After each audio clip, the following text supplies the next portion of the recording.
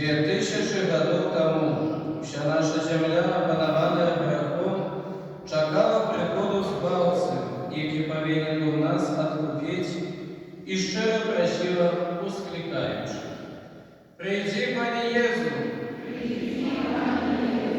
Чекали Його приходу пророки, обвящаючи всьому світу приход Спаса. Сумовали поїдучим серцем і ускликали: «Прийди, Пане Єзу!»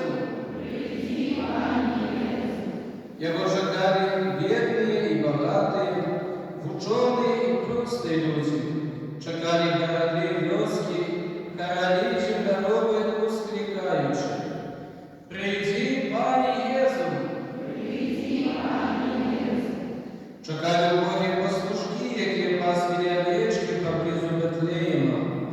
Відкривали широко своє серце для Божого дитяті, яке повинно було прийти до їх, і просили, ускликаючи: «О Боже, дитятко, зійди вже на землю!»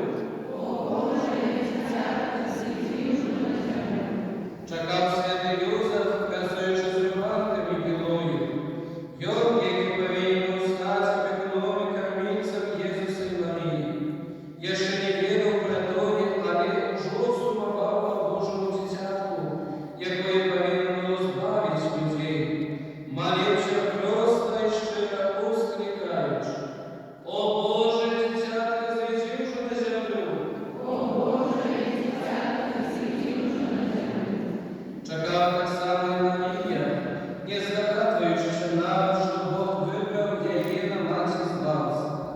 У гарячій молитві просила Бога, щоб нарешті виконав своє обіцяння. Молилася, ускликаючи: «О Боже, дитятко, зійди вже на землю!» Бог вислухав просьбу: «Повна ласки, Пан з тобою!» И народивший Иисус, ответил тебе на Руси: «Теперь не будешь шукать ночлегу. Мы раскрываем наше сердце и запрошаем, как ты поселивший в них. Боже, из нас ускликай. Прийди уже, Боже, дитятко, народися в сердцах наших».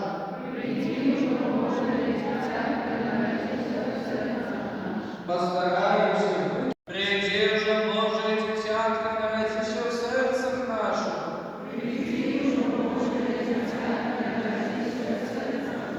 Бо ти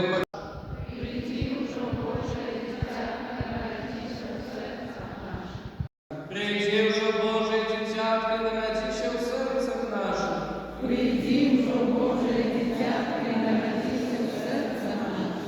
Молчого серця переповнене радість, народивши та з'явивши, ще в ночі стає Бога. Прийди